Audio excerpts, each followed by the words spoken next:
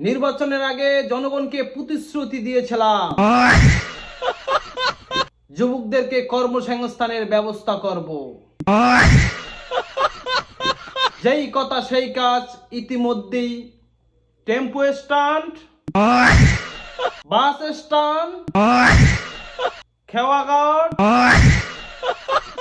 Launch ঘাট, ফুটপাত,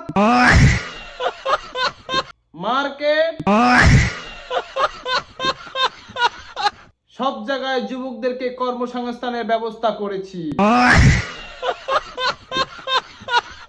এমনকি তাদের কর্মঘণ্টাও অনেক কমিয়ে দিয়েছি।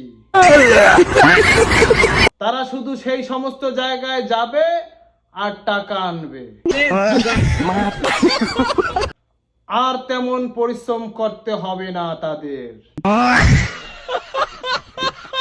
যেটা আওয়ামী লীগ সরকার পারে না।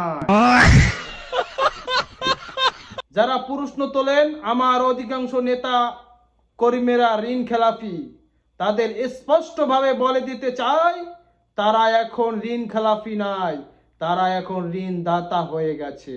আলহামদুলিল্লাহ, হিংসা নয়। তারা এখন ঋণ দিতে পারে, অর্থাৎ কথাবার্তা সাবধানে বলবে।